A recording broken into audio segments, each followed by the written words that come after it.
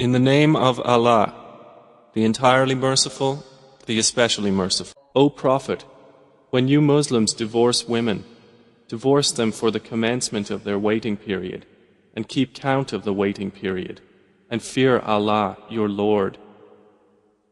Do not turn them out of their husbands' houses, nor should they themselves leave during that period, unless they are committing a clear immorality. And those are the limits set by Allah. And whoever transgresses the limits of Allah has certainly wronged himself. You know not, perhaps Allah will bring about after that a different matter. The status of marriage and divorce in Sharia, the wise legal framework. In Maarif-ul-Qur'an, Volume 1, p. 573, in Surah Al-Baqarah, full details of the subject under similar heading are given. The gist of the matter is that marriage and divorce in any given religion is not like a mutual transaction or contract similar to transactions in buying and selling or in loans and repayments, which the contracting parties may conclude as they wish. In all ages there has always been a consensus among followers of all religions that these contracts have a special sacred nature, for above ordinary contracts, marriage and divorce must, of necessity, follow the sacred laws. The people of the book, Jews and Christians, have a celestial religion and a heavenly book. Despite countless changes and distortions, they still retain the religious value of marriage, consider it sacrosanct, and are unwilling to change its ceremonial rites. They maintain that traditional restrictions are binding. Idol worshippers who do not have any celestial book or religion, but do believe in the Supreme Being, like Hindus, Aryas, Sikhs, Magi, fire worshippers, and star worshippers, all believe in the sacred nature of marriage and divorce and feel bound to fulfill their religious rites when getting married. All family laws are based on these principles of the various religions. Only the atheistic group, which rejects outright the existence of God or does not see the need for religion, feel that marriage and divorce are like any other commercial transaction, like hiring contract. The purpose of marriage is no more than gratification of one's carnal desires. Alas, this theory seems to be gaining momentum throughout the world nowadays, which has made men to join the beastly queue. To Allah we belong, and to Him we direct our complaint. The sacred law of Islam is a complete and chaste system of life. Islam has not treated marriage as a civil contract only, but has endowed it with the status of a kind of worship. The institution thus not only allows the satisfaction of carnal desires of husband and wife in a chaste manner, with which they are naturally endued, but it also hinds them in a wise and just system of mutual rights and obligations essential to the proper functioning of family life and solving the sociological problems like preserving the human race and upbringing of the children. Since the proper functioning of the human race depends on the proper maintenance of marital relationship, Islam has focused attention on family issues most exhaustively. By careful analysis of the Holy Qur'an, we notice that commercial contracts like sale, partnership, hiring, and so on are though among the most important socio-economic problems. The Holy Qur'an has restricted itself to setting down their basic principles, and the bylaws are rarely ever touched upon in matters of marriage and divorce. On the other hand, not only the fundamental principles have been laid down, but their detailed laws have also been directly revealed by Allah in the Qur'an and entrenched. These laws have been scattered in various chapters, and Surah An-Nisa deals with them more elaborately. The current surah, known as Surah An-Nisa, is Sagra, or the short Surah An-Nisa quoted by with reference to Bukhari. According to the drift of Islamic teachings, when a man and a woman contract marriage, it should establish a permanent relationship for the whole lifetime. This will maintain stability of husband and wife in mundane as well as in religious affairs, and also in the upbringing of the children born to this wedlock, so that their moral conduct is proper and upright. Therefore Islam at every step of the way guides marriage partners to avoid bitterness in their marital relationship, and even if it does arise, utmost efforts are made to remove it and to patch up differences and reconcile. However, despite all these attempts, it is possible in some cases that there remains no way out for the welfare of the estranged parties except to terminate this relationship. Religions that do not allow divorce cause hardship for their followers when faced with such complicated situations and lead to serious consequences. For that reason, Islam has, like the laws of marriage, laid down principles and rules for divorce as well. However, it has at the same time declared to its followers the guiding principle that, out of all permissible acts, divorce is the most detested one in the sight of Allah. Narrated by Sayyidina Abdullah ibn Umar, may Allah be pleased with him, meaning that people should avoid it as far as possible. They should use this provision only as a last resort, only when they are compelled to do it. Sayyidina Ali, may Allah be pleased with him, has narrated that the Messenger of Allah said, "Marry, do not divorce, because divorce causes the throne of the All-Merciful to shudder."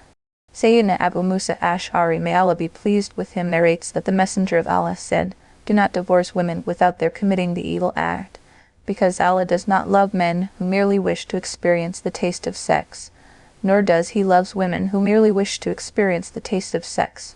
Quote 2 by Vaid-Thalabi. Sayyidina Mu'adh ibn Jabal, may Allah be pleased with him, narrates that the Messenger of Allah said, "Allah has created nothing on the face of the earth dearer to Him than emancipation of slaves, and Allah has created nothing on the face of earth more hateful to Him than divorce." Quote 2 by. Nevertheless, Islam has though discouraged divorce, and has advised its followers to avoid it as far as possible, it has allowed it in cases of necessity, under special rules and regulations which require that if termination of marital relationship becomes necessary, it should be done in a fair and dignified manner. Divorce should not be taken as a means of satisfying anger and revenge. This surah opens with the vocative expression, "O Prophet," which according to Imam Qurtubi is generally used where the rule declared after that is intended to apply to the entire body of the believers. Where the injunction is exclusively meant for the person of the Holy Prophet, he is addressed as "O Messenger." In this context, the vocative expression "Ya Ayyuhan Abu" is singular, and as such it required that the verb should be singular as well to comply with the Arabic grammatical rule of concordance, but we notice that the verb used is the second person plural, thus, "O Prophet, when you people divorce women." In terms of literary usage and rules of eloquence, there are two types of plural of number and honorific plural. Plural of number applies to 3 or more persons, but often the plural may refer to one person only, in which case it expresses respect or honor and is called honorific plural. In the light of this rule, the plural verb addresses the Prophet directly as a mark of respect and honor, and at the same time it indicates that the injunction is not restricted to him exclusively, but it applies to the entire body of believers. Some scholars, however, are of the view that a sentence is understood here in the following way, which means, "O Prophet, say to the believers that when they divorce their wives, they should observe the following Rule 1. Divorce them at a time when the period of Ida means to count, and in the terminology of Sharia the term Ida means to count, and in the terminology of Sharia the term Ida means the waiting period prescribed for a divorced woman before she can marry another man. There are 2 ways in which a woman's marriage may be terminated. 1, when her husband dies, in which case the period of waiting is 4 months and 10 days. 2, her marriage ends when the husband divorces her. In the case of a divorcee that is not pregnant, Ida is 3 periods of menstruation according to Imam Abu Hanifa and other leading authorities. According to Imam Shafi'i and other scholars, the waiting period for a divorcee is 3 tours, i.e. 3 periods of purity after menses. However, there are no days or months fixed for her. Whenever her 3 menstrual cycles or clean cycles complete, her waiting period of divorce will be over. Women who do not menstruate because they have not yet attained puberty, or because they had attained menopausal age, rule about them is forthcoming. Likewise, the rule for pregnant women is also forthcoming, in which case the waiting period for death and divorce is the same. The verse indicates that divorce should be given during tour, when woman is not in her menstruation period, so that Ida may start from her immediate menstruation period. Conversely, if she is divorced during menses, Ida will start from the next menses period, and she will have to wait for a longer time before her Ida may start. Sahih of Bukhari and Muslim record that Sayyidina Ibn Umar, may Allah be pleased with him, divorced his wife while she was menstruating. When Sayyidina Umar, may Allah be pleased with him, mentioned this to the Messenger of Allah, he became very indignant and said, "He must take her back and keep her till she is purified and has another menstrual cycle and is purified. If it then seems proper for him to pronounce another divorce to her, he may do so when she is pure from the menstrual discharge before having conjugal relations with her. For that is the Ida that Allah has commanded for the divorce of women." Sahih Bukhari and Muslim is quoted by Majari. This hadith clarifies several points. 1, it is forbidden to divorce a woman while she is menstruating. 2, if a person does this, it is necessary for him to retract the divorce, provided that it is revocable, as was in the case of Sayyidina Ibn Umar, may Allah be pleased with him. 3, if a husband wishes to divorce his wife during the clean period, he must not have had conjugal relations with her. And 4, this is the interpretation of Surah At-Talaq, ayah 1 of this surah. From what is cited above, the meaning of the verse is explained, in that if a husband wishes to pronounce divorce on his wife, he must do so before her waiting period can commence. Since, according to Imam Abu Hanifa, the waiting period will start with the menstrual cycle that follows the divorce, the meaning of the verse would be that in the clean period in which divorce is intended to be pronounced, no intercourse should take place, and that it should be pronounced towards the last part of the clean period before the start of the menstrual cycle. But since, according to Imam Shafi'i, the waiting period starts with the clean period, the phrase, before their waiting period, implies, divorce them at the start of the clean period. This difference of opinion hinges on the differential interpretation of the word quru occurring in verse 228 of Surah Al-Baqarah. The details are available in Volume 1 of Maarif-ul-Qur'an and under Surah Al-Baqarah, Ayah 228. In sum, the first rule as derived from the verse under comments is that, according to unanimity of the Ummah, it is forbidden to pronounce divorce during the monthly courses.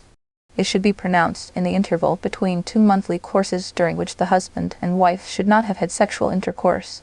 If they had intercourse during the interval, it is forbidden to pronounce the divorce. The reason for the prohibition in both cases is that the waiting period of a wife will be unnecessarily prolonged and will cause her undue hardship.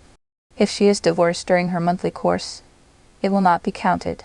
She will have to complete her days of menstruation, and according to the Hanafi school, the next clean period or interval will not be counted either. When the second monthly course commences, her ayah will start. This will obviously lengthen her period greatly. According to the Shafi'i school, at least the rest of the menstrual days, which pass before the waiting period, will be increased. This very first rule about divorce ensures that divorce is not a source of satisfying a fit to anger or revenge. It is rather an arrangement adopted as a last resort for the comfort of both the parties. It is necessary, therefore, to keep in mind from the very outset that the wife should not be unduly harmed by prolonging her waiting period. This procedure applies in the case of the women whose iddah is calculated by menstrual cycles or clean cycles. It does not apply to women for whom waiting period is not compulsory, as in the case of a woman who did not have privacy with her husband. If a man and a woman got married but they did not get together in privacy, iddah is not necessary for her at all when she is divorced. Therefore, it is permissible to divorce such women during their monthly courses. Likewise, ayah for a woman who does not menstruate on account of minority of age, or because she had attained menopausal age, is computed on monthly basis. Their iddah is 3 months. Their menstrual or pure cycles are not taken into account. It is permissible to divorce them in any state, and even after having intercourse with them, as the forthcoming verses will clarify. Majari paraphrased. Rule 2. And count the period of iddah. The word iddah means to count. The verse purports to say that the believers, men and women, should keep a careful count of the passing days of the waiting period, lest they forget the exact days and feel, before time, that the waiting period is over. The responsibility of keeping count of the days has been imposed on both men and women, although only masculine form has been used here. Generally, when the Qur'an imposes injunctions on men and women, it uses the masculine form, but it includes women as well. Another reason for using masculine gender here may be that women are generally more heedless, and therefore the responsibility has been put directly on the shoulders of men. Rule 3. Do not expel them from their houses, nor should they go out. Surah At-Talaq, Ayah 1. The construction in this verse contains the phrase their houses, and implies that, so far as the residence of divorced women is due on men, they have a rightful claim in the home of their former husbands. Letting them reside there is no favor to them, but it is one of the basic rights of a wife that has been imposed upon the husband as an obligation. This verse shows that this right of her does not end with divorce but continues till the completion of waiting period. Expelling a woman from her house before the completion of the waiting period is unjust and forbidden. Likewise, it is forbidden for women to leave their houses on their own, even though the husband may permit her to leave, because spending the waiting period in their houses is not only the husband's right, but also the divine right, in that Allah has imposed on a woman in her period of iddah. This is the rule according to the Hanafi school. Rule 4. Unless they come up with a clearly shameless act. Surah At-Talaq, Ayah 1. It is forbidden to expel divorcees from their homes when they are passing their period of iddah. However, an exception is made in this part of the verse. The exception applies to a situation when they come up with a clearly shameless act, in which case they may be expelled. What is meant by a clearly shameless act? There are three views regarding this question. The first view is that leaving husband as home on her own is in itself an act of committing an outright indecency. In this interpretation, the exception is not meant as a real exception. It does not purport to allow women to leave the homes, but to emphasize its prohibition with greater force. Its example is as follows: none shall do such and such certain work, unless he has lost his human quality, or do not use obscene language against your mother, unless you wish to become out disobedient to your mother. The first example of exception does not purport to legalize the act, nor does the second example purport to legitimate it. Both examples eloquently emphasize prohibition of the acts. In brief, the injunction in the verse sets down that divorcees are not permitted to leave their husband as homes, unless they have reached the ultimate point of indecency and run away. Thus it does not allow to run away, but stresses its shamelessness and confirms its prohibition.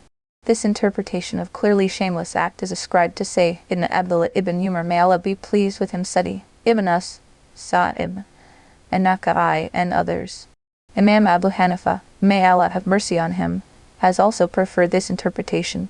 Rol ma'ani. The second interpretation of the phrase a clearly shameless act is that it refers to adultery, in which case the use of exception would be in its normal sense. If a divorced woman commits adultery, and it is proved that she is guilty of the crime, she will have to be taken away from her home to implement the prescribed punishment of adultery. This interpretation is attributed to Qatada, Hasan al-Basri, Shabai, Zayd ibn Aslam, Dahak, Ikrimah, and others. Imam Abu Yusuf has preferred this interpretation. The third view about the phrase a clearly shameless act is that it refers to the use of abusive language or quarreling. The sense is that if the woman uses abusive language or it's quarrelsome, it is permissible to evict her from her home of Ida. This interpretation of the phrase is ascribed to Sayyidina Ibn Abbas, may Allah be pleased with him, on the authority of several chains of transmitters. According to Sayyid ibn Abdullah ibn Masud, may Allah be pleased with him, and Ubay ibn Kubi, may Allah be pleased with him, the accepted phase is read thus. The apparent meaning of this reading is indecent speech. This reading confirms the third interpretation. Ra. In this case as well, the exception is employed in its primary sense, in that if a divorced woman is obscene in words and actions, she can be evicted from her home of waiting, period. Thus far 4 rules of divorcing procedure have been set down.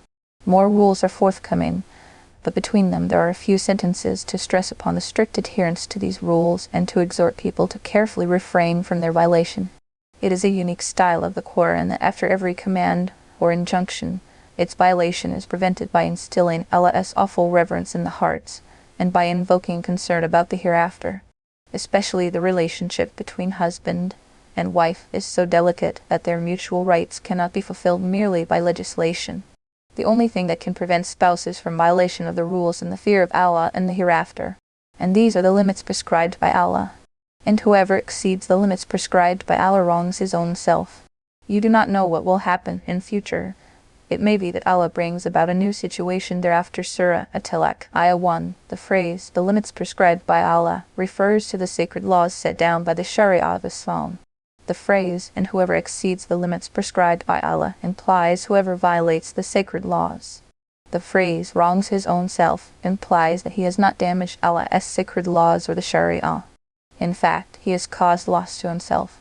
The loss could be religious, or it could be mundane. The religious loss means that he has sinned by violating the sacred laws, in consequence of which he will suffer it in the hereafter. The mundane loss means that any person who pronounces divorce in violation of the rules prescribed by the Sharia will most probably end up with 3 pronouncements of divorce, after which it cannot be revoked, and even a fresh marriage is not possible. Such a person regrets bitterly and suffers tremendous hardship in this very world, especially if he has children. Many people divorce their wives with the intention of causing harm to them. It may cause some harm to the wives, but such cruel husbands will be liable to double punishment, firstly for breaking the sacred laws of Allah, and secondly for the cruelty exercised against women. Such a situation has been so eloquently versified by a Persian poet, the oppressor thinks that he has caused misery for us. However, our misery comes to an end with the liability of oppressor for good. You do not know, it may be that Allah brings about a new situation. Thereafter Surah At-Talaq, Ayah 1. These words signify that after estranged relations between these spouses, Allah may create a situation where the husband may recall the comforts he enjoyed in his wife's company and realize the services offered by her in taking care of children and the home. On realizing this, he may be remorseful on what he did, retract the divorce and retain her as his wife. This is possible only at the time of divorcing the limits prescribed by the Sharia is kept in view, and instead of making the divorce ba'in, a revocable divorce is pronounced, in which case the husband has the right to retract it and retain the wife. Irrevocable divorce should not be resorted to unnecessarily because it terminates the marriage at once.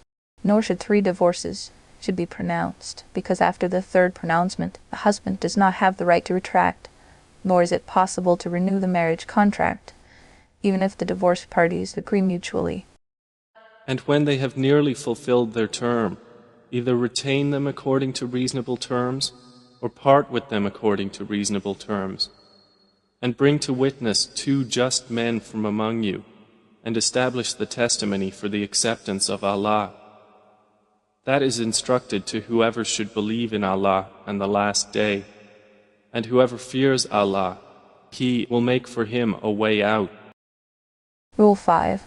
So, when the divorced women have almost reached their term, then either retain them with fairness, or part with them with fairness. Surah At-Talaq. Ayah 2. The word ajal means term of Ida, and reaching the term means nearing the end of the Ida. The 5th rule laid down by this verse is that when a divorced woman's term of Ida is approaching the end, the time has almost come for absolute termination of the marriage. By now the temporary impulse or momentary fit of anger should have dissipated, and it is the time to make the major decision with a cool and calm head, whether it is better to retain the wife, or to terminate the marriage with her finally. If the decision is to retain the wife, and she should be retained in all fairness with dignity and courtesy, the masnan procedure of which is indicated in the forthcoming verse and in prophetic traditions, utter verbally that I have revoked the divorce I pronounced to you and call 2 upright men as witnesses. If, however, the decision is to end the marriage, the woman should be released with fairness, dignity, and courtesy. That is, the Ida should be allowed to expire, and once it expires, she is free to contract marriage with someone else. Rule 6. At the end of term, whether it is decided to retain the wife or release her, the Qur'an has restricted either of the decisions with the word ma'ruf. Literally, the word ma'ruf means a recognized way. Indeed, it implies that the Muslims are required to implement the approved procedure of Sharia as recognized by Islam. If the decision is to revoke the divorce and retain the wife, she should not be hurt in future verbally or physically, nor should this be shown as a favor to her. The husband should resolve to bear her weakness that led to divorce in the past, so that it may not cause bitterness to arise again. If, on the other hand, the decision is to release her, then the recognized procedure is as follows. Do not evict her in disrespectful manner, but release her in a courteous manner. When she is made to leave the house, it is at least mustahab rewardable in some cases to give her a suit of clothes, and in other cases it is wajib compulsory to do so, as other verses of the Qur'an show. The details are available in books of jurisprudence. Rule 7. The 7th rule is derived directly from the above verse that gives the husband 2 options of retaining the wife or parting with her in fairness, and also indirectly from the preceding verse that says it may be that Allah brings about a new situation thereafter. Both these verses indicate that if the husband is forced into a situation of divorcing, it is the divine will that he should keep the option of revoking the divorce open. The approved method of divorce is that he should pronounce the divorce only once in express or clear words. The pronouncement of divorce should not contain any word or phrase expressive of anger that might denote absolute termination of marriage tie, as for instance we might say, I pronounce severe divorce on you, or say no relationship exists between me and you. When such expressions are uttered as part of the pronouncement of express divorce, or these expressions are uttered with the intention of divorce, the divorce becomes effective at once, and he loses the right of revocation. This, in the terminology of Sharia, is known as talaq ba'in, or irrevocable divorce. Even worse situation is when the husband pronounces 3 divorces upon his wife, after which the husband not only loses his right of revocation, but the husband and wife also lose their right to enter into a fresh marriage, even if they mutually agree, as we have seen in Surah Al-Baqarah. Therefore, if he divorces her, she shall no longer remain lawful for him unless she marries a man other than him. Surah Al-Baqarah, Ayah 230. 3 simultaneous divorces, unlawful but effective. Nowadays, total indifference to religion and heedlessness of its injunctions is widespread in the society. Not only the illiterate and ignoramus, but also the literate people, like pleaders, think that a divorce pronounced or written less than 3 times is no divorce at all. It is noticed daily that people who pronounce 3 simultaneous divorces regret bitterly and in search of legal loopholes, so that they do not lose their wives. Imam Nasa'i reports, on the authority of Sayyidina Muhammad ibn Labid, may Allah be pleased with him, in an authentic tradition, that the Holy Prophet was informed about a person who had pronounced 3 divorces on the spur of the moment to his wife. The Holy Prophet, having heard this, became angry. Therefore, pronouncing 3 divorces simultaneously, by consensus of Ummah, is prohibited. Even if a person pronounces 3 divorces separately in 3 different clean periods, that too is reprehensible by consensus of the Ummah. Qur'anic verses themselves confirm this by indication. The only disagreement lies in whether or not this procedure of divorce is as prohibited and counted as bid'ah as divorcing 3 times simultaneously. Imam Malik holds this procedure is prohibited. In fact, they view it as an approved procedure of divorce, but an abominable act nonetheless. Please see Maarif-ul-Qur'an Vol. 1 pp for detailed injunctions regarding 3 simultaneous divorces. But just as the Ummah holds by consensus that pronouncing 3 divorces simultaneously is prohibited, it is also a point of consensus among the entire Ummah that despite being prohibited, if a person pronounces 3 simultaneous divorces, all the 3 divorces become effective, and fresh marriage between them in future would not be possible. The only people that disagree with the consensus of the 4 major schools are some of the followers of the Ul Hadith group and the Shiite group. The 4 major schools argue that if something is abominable or unlawful, it does not necessarily imply that its legal consequences will not follow. For instance, if a person kills an innocent victim, the latter would die as a result of killing, despite the act of killing being unlawful. Likewise, despite 3 simultaneous divorces being unlawful, they necessarily take effect. On this issue, not only the 4 major schools agree unanimously, but there is also overwhelming consensus of the noble companions. Please see Maarif-ul-Qur'an Vol. 1 pp for a detailed discussion on the action taken by Sayyidina Umar al-Faruq, may Allah be pleased with him, on the issue of 3 simultaneous divorces. Rule 8. And make 2 just men from among you witnesses of your either decision. And O witnesses, keep your testimony upright for the sake of Allah. Surah At-Talaq. Ayah 2. This verse purports to say that towards the end of the period of Iddah, when a decision is made either to revoke the divorce and retain the wife, or to release her, it is commendable in both cases to call 2 upright persons to witness the decision. This procedure of having 2 witnesses is, according to most jurists, a commendable, must-have practice and not mandatory. Therefore, revocation of divorce is not contingent upon appointment of witnesses. The underlying wisdom of such appointment is to resolve the possible dispute that may arise later. In case the husband decides to revoke the divorce, it is possible that the wife may deny it, whereupon the witnesses may prove revocation. And in case he decides termination of marriage, a conflict can still arise where the husband himself may make mischief and, being overcome by the wife's love, claim that he had revoked the divorce before the expiration of Iddah. The witnesses then may prove that he had decided to release the wife. The adjectival phrase, 2 just men, refers to reliable witnesses in terms of Sharia. If the witnesses are not reliable in terms of Sharia, that is, if they are not morally upright, pious and truthful, the Qadi would not be able to pass judgment on the basis of such unreliable, impious, and untruthful witnesses.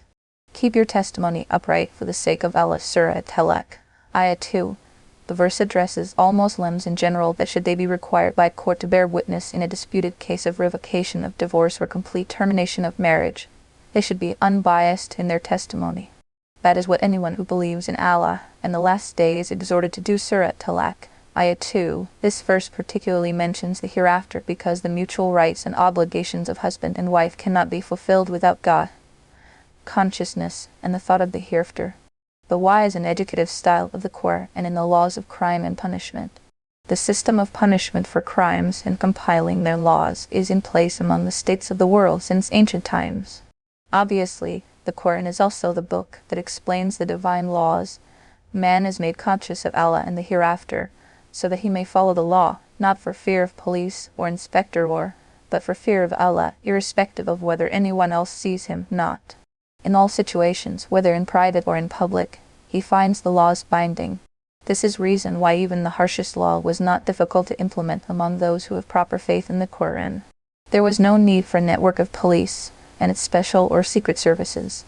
This unique Quranic style is used in all laws, but it has been especially applied to the laws relating to the marital relations and their mutual rights and obligations because due to the delicate nature of these relations, it is not possible to secure evidence for every shortcoming on either side, nor is it possible for the judicial system to investigate and estimate the full extent of the shortcomings in the relationship. Proper fulfillment of mutual rights depends only on the inner qualities of the couple and their actions and deeds. Therefore, the Masnan Khutbah, or approved sermon that is recited at marriage, contains 3 verses of the Qur'an, and each one of them begins with laying stress on taqwa and ends with laying stress on taqwa to indicate that the marrying parties must appreciate that Allah is fully aware of all their covert and overt actions, whether or not they are seen by someone else. Rather, He is well aware of the innermost thoughts hidden in their minds or hearts. If they fall short of fulfilling the mutual rights and obligations or hurt each other, they will be answerable to the knower of secrets. In the same strain, a few injunctions have been laid down in Surah At-Talaq. Immediately after the first injunction, the believers are exhorted, and fear Allah, your Lord. After this exhortation, 4 more injunctions are set down, and then they are admonished that anyone who oversteps Allah's limits will be wronging himself and will have to bear the disastrous consequences thus. 4 more indirect injunctions are set down after that, and the admonition is repeated. Thus, that is what anyone who believes in Allah and the last day is exhorted to do. Surah At-Talaq. Ayat 2, followed by this is a verse in which the merits of taqwa are mentioned, describing its religious and mundane blessings and benefits. Towards the end of the same verse, the blessings and benefits of trust in Allah have been described. Thereafter, a few more injunctions pertaining to waiting period are set down. Then, in 2 more verses, additional benefits and blessings of taqwa are described. This is followed by injunctions pertaining to marriage, divorce, the wife's maintenance, the mention of the hereafter, the virtue of taqwa, and the blessings of trust in Allah are interspersed repeatedly. This Quranic style of alternating injunctions with the virtues of taqwa apparently seems disjointed, but having grasped the wisdom of the prudent style of the Qur'an, the close linkage becomes clear. Now have a look at the interpretation of the foregoing verses, and whoever fears Allah, for him Allah brings forth a way out, and gives him provision of his needs, from where he does not even imagine to. Surah 3. The word taqwa primarily and literally means to guard or to refrain. In Islamic terminology, it signifies to guard against sins. When the word is related to Allah, it is translated as to fear Allah and implies to avoid disobedience of Allah and guard against sins. There are 2 benefits of taqwa mentioned in this verse. One, by exercising taqwa, Allah creates a way out to guard oneself. The question is, guard against what?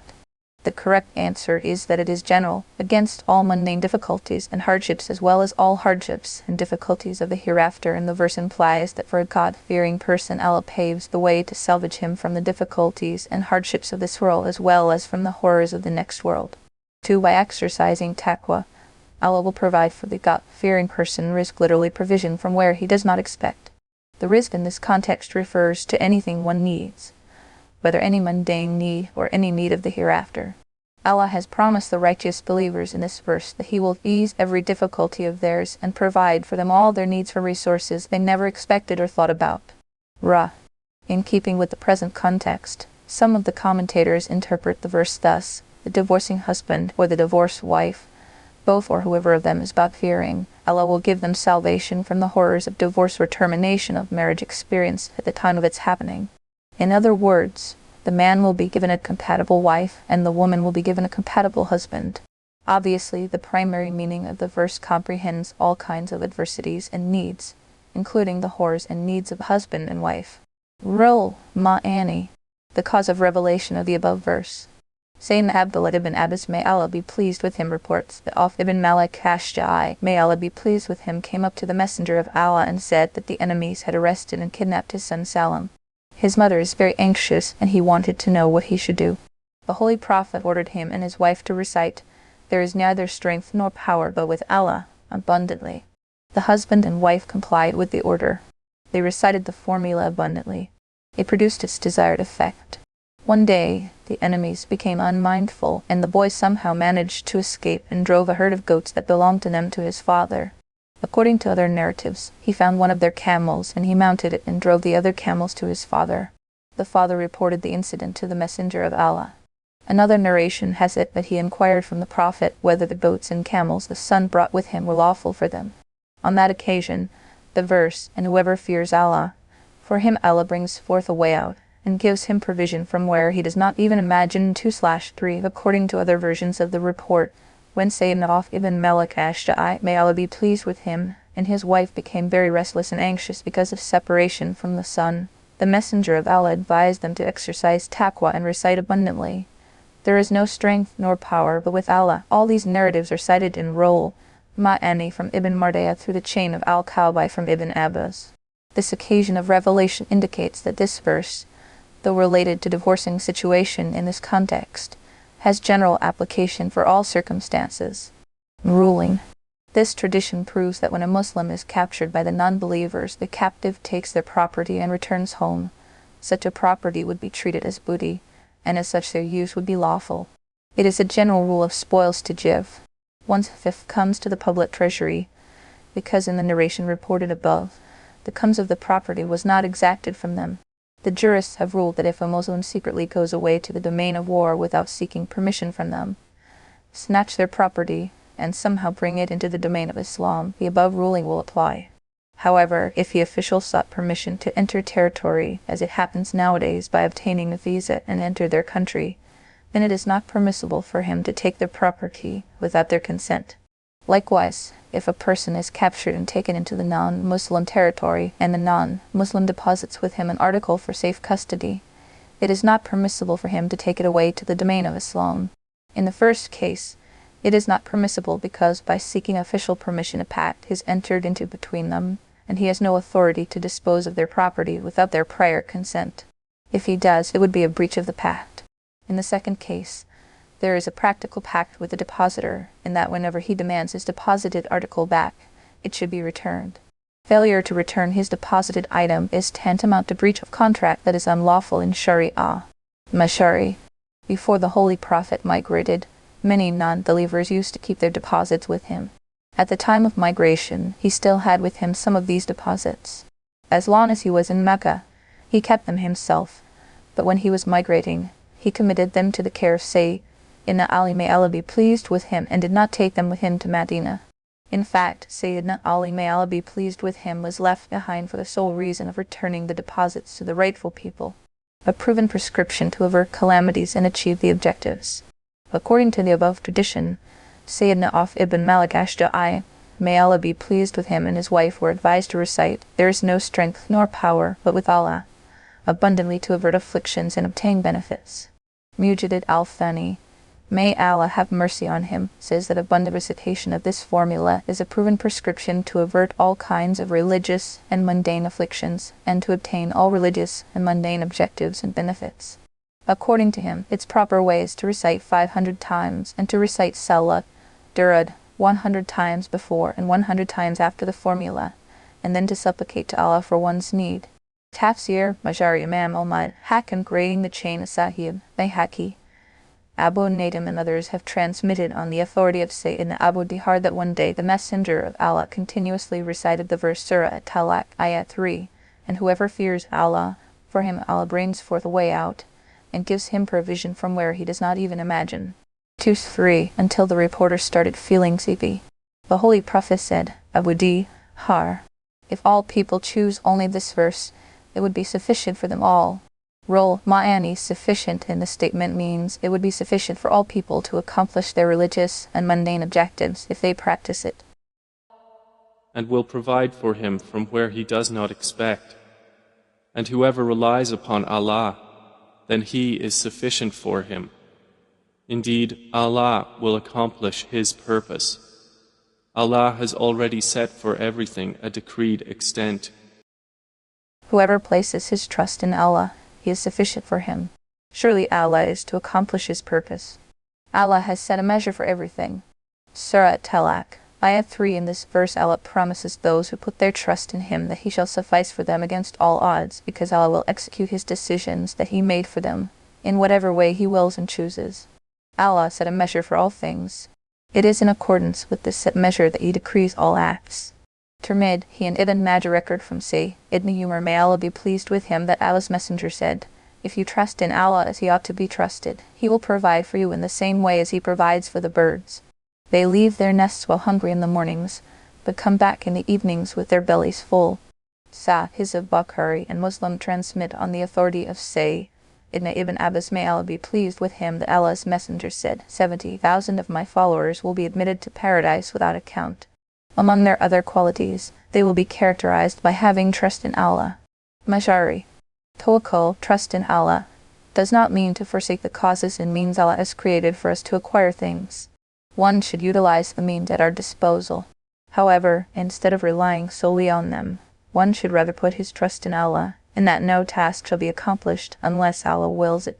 After describing the virtues and blessings of taqwa and tawakkul, the next verses laid down some more rules about divorce and iddah. And those who no longer expect menstruation among your women, if you doubt, then their period is 3 months, and also for those who have not menstruated. And for those who are pregnant, their term is until they give birth. And whoever fears Allah, He will make for him of his matter ease. Rule 9.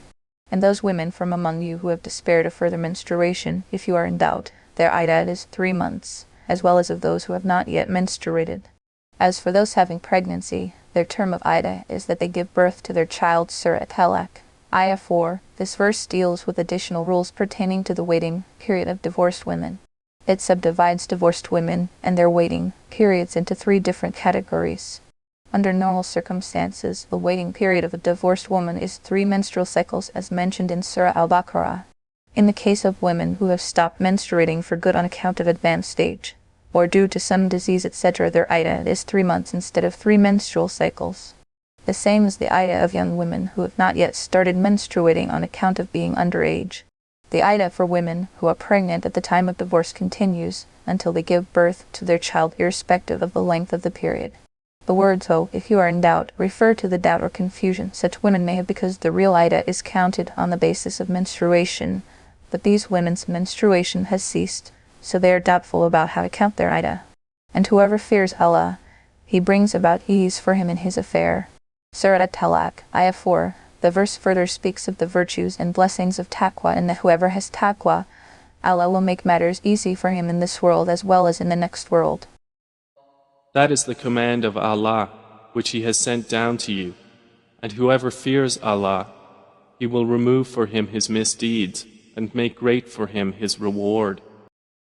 Then the verse emphasizes strict adherence to the above laws pertaining to divorce and waiting period. Thus, this is the command of Allah that He has sent down to you. After this, the verse again draws attention to another virtue of taqwa. Arid, whoever fears Allah, He will write off his evil deeds, and will give him a huge reward. Surah At-Talaq, Ayah 5. 5 Blessings of Taqwa. The merits and blessings of taqwa mentioned in the above verses may be summarized in 5 things. 1. He who has taqwa will be given a way out of difficulties and adversities. 2. He will be provided with all his needs from resources that he does not anticipate or expect. 3. Allah will make matters and tasks easy for him. 4. Allah will expiate his sins. And 5. He will grant him an immense reward. Another blessing of taqwa mentioned by the Holy Quran in another place is that a God-fearing person finds it easier to distinguish between right and wrong. Thus, you fear Allah, He will provide you with a criterion to distinguish between right and wrong. Surah Al-Anfal, Ayah 29. Lodge them in a section of where you dwell out of your means, and do not harm them in order to oppress them. And if they should be pregnant, then spend on them until they give birth. And if they breastfeed for you, then give them their payment and confer among yourselves in the acceptable way. But if you are in discord, then there may breastfeed for the father another woman.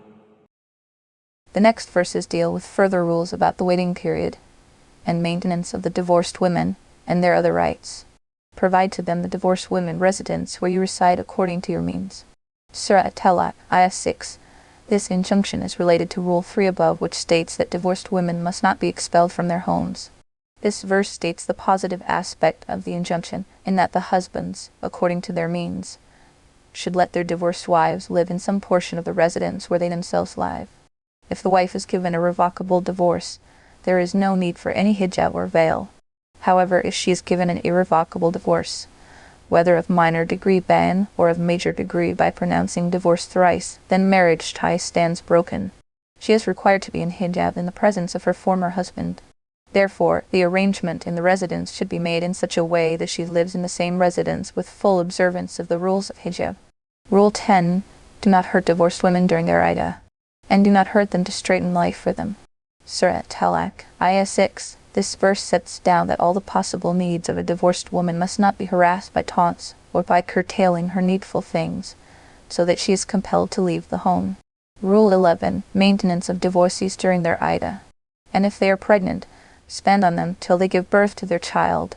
Surah At-Talaq, Ayah 6. This verse lays down the rule that if a divorcee is pregnant at the time of divorce, her maintenance is obligatory on the husband.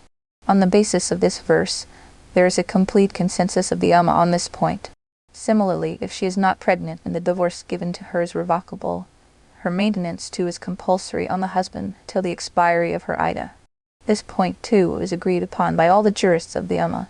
However, if a wife is given irrevocable divorce, whether ben divorce or the divorce pronounced 3 times, or if a woman has got her marriage terminated by way of khul, got herself separated from the husband for a compensation, will not have to be maintained by the husband, according to Imam Shafi'i, may Allah have mercy on him, Al-Ma'in and others. However, according to Imam Abu Hanifa, her maintenance is also incumbent upon the husband. He argues that just as she is entitled to residence during the term of iddah as is provided in verse Surah At-Talaq, Ayah 6, she is entitled to sustenance too. The husbands are obligated to provide them with these necessities of life during iddah. This is further supported by those traditions in which it has been reported that when Sayyidina Umar, may Allah be pleased with him, heard the report of Fatima bint Qais, who claimed that her husband was not obligated to maintain her after divorce, he said, "We cannot abandon the Book of Allah and the Sunnah of the Prophet on the basis of this narration." Muslim. The Book of Allah apparently refers to this verse Surah At-Talaq, Ayah 6. According to Sayyidina Umar, may Allah be pleased with him, the verse includes maintenance. Sunnah refers to the tradition reported by Sayyidina Umar, may Allah be pleased with him himself, and transmitted by Tahawi, Darqutni and Tabarani. Sayyidina Umar, may Allah be pleased with him, reports that he heard the Messenger of Allah say that women divorced by 3 pronouncements are also entitled to maintenance and lodging. The details are available in Tafsir Majari. Rule 12. Fees for suckling the child. Then if they suckle the child for you, give them their fees. Surah At-Talaq, Ayah 6. In other words, divorcees who are pregnant, their term of iddah ends with the birth of the child. Consequently, their maintenance is not incumbent upon the husband. However, if they are suckling the baby, it is permissible for the mother to claim a fee for suckling the baby from her former husband, and it is incumbent on him to pay it to her if she claims it. The principle is that as long as the marriage between the parents of the baby is intact, it is the responsibility of the mothers to suckle the children, as the Quran states, and the mothers suckle their children.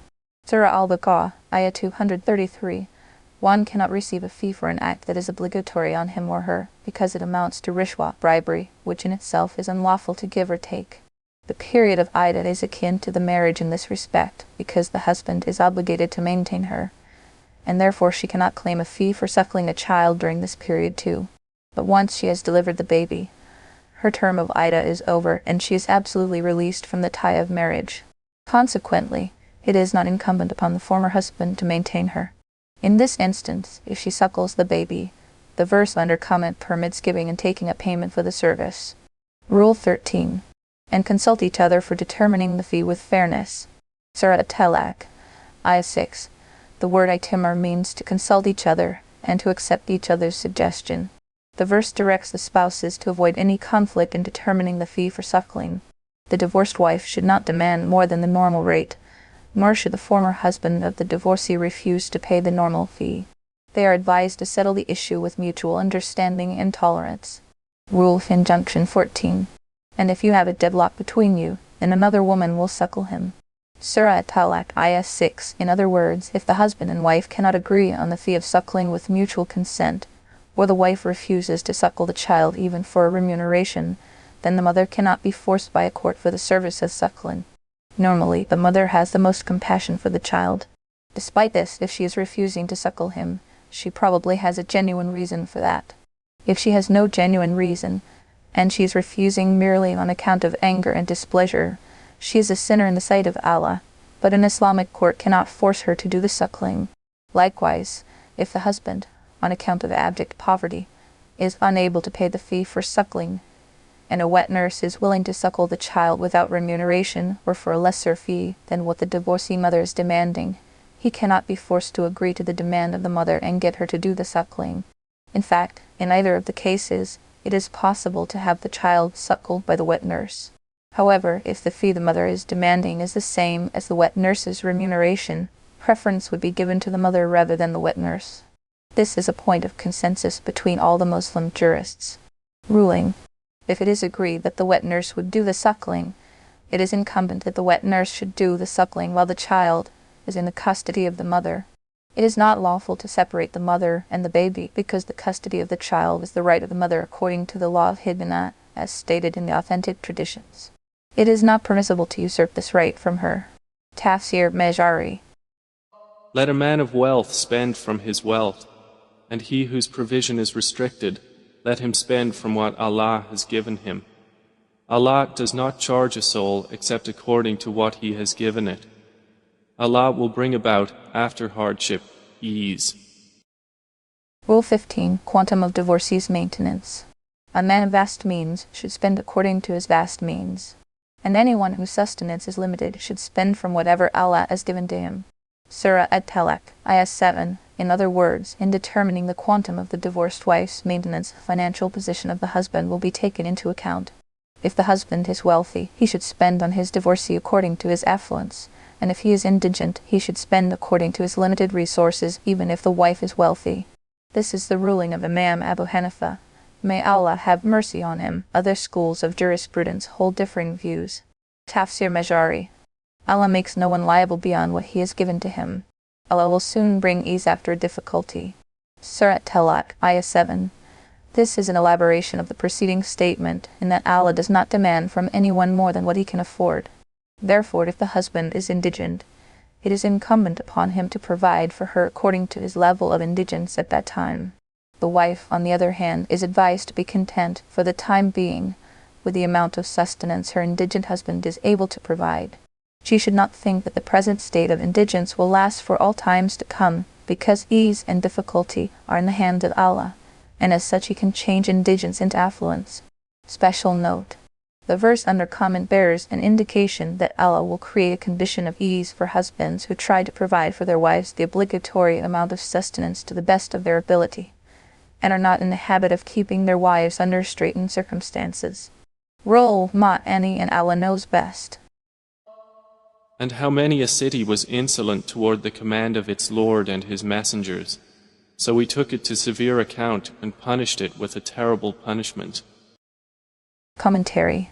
So we called them to a severe account, and punished them with an evil punishment. Surah At-Talaq, Ayah 8. The severe account and evil punishment of nations mentioned in this verse refers to what will happen in the hereafter. However, the past tense has been employed presumably to indicate the occurrence of these events is as certain as if it has already been materialized.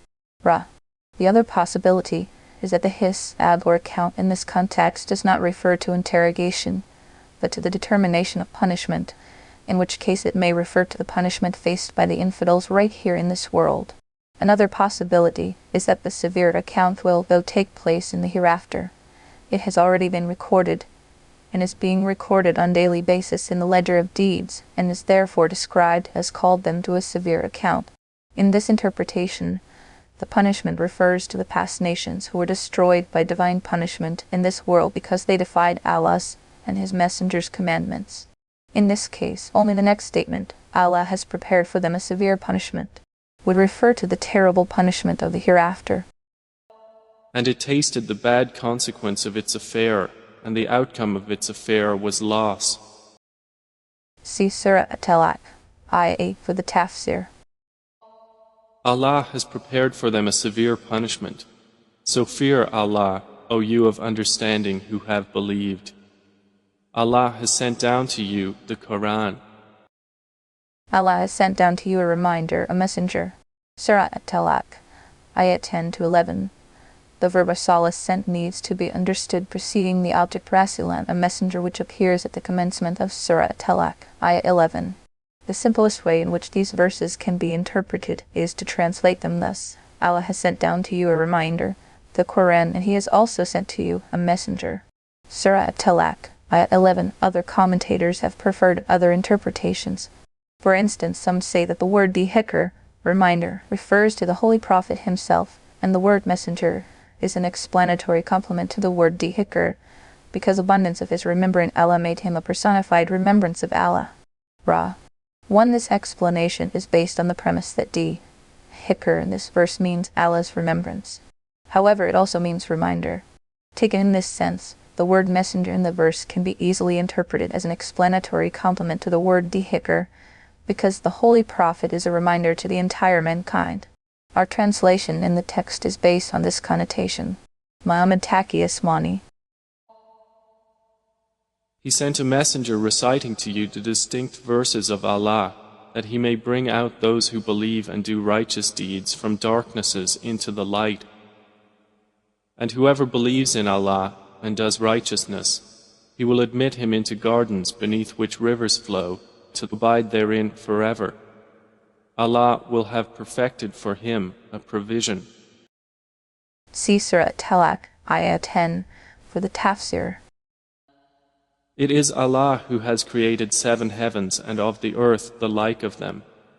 His command descends among them so you may know that Allah is over all things competent, and that Allah has encompassed all things in knowledge. Where are the 7 earths and in what form?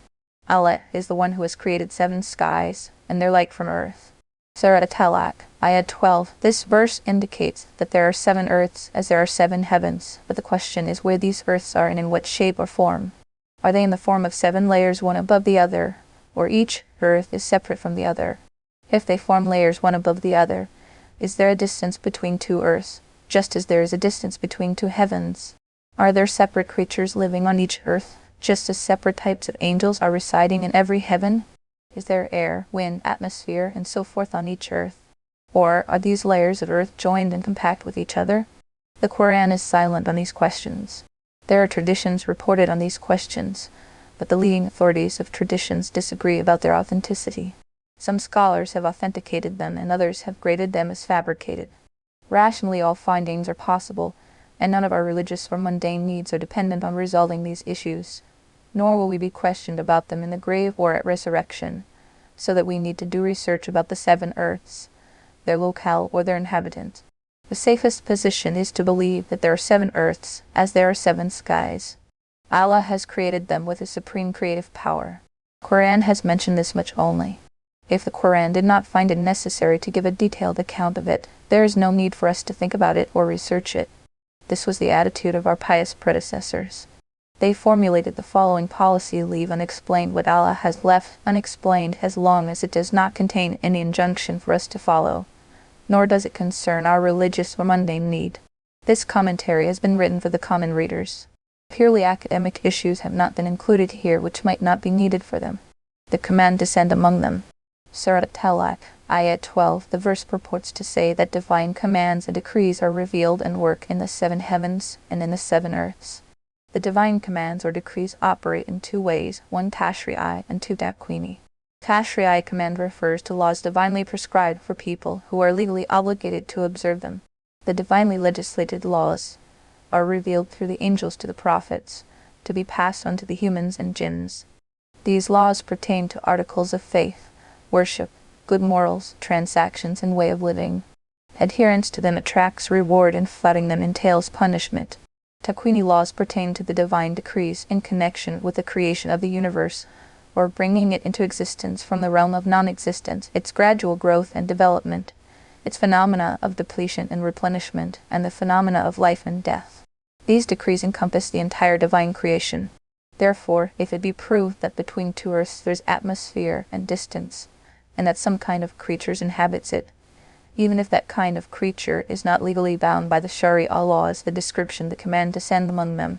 Surah At-Talaq, Ayah 12 will still apply, because Allah's takwini decrees encompass them as well. And Allah, the pure and exalted, knows best.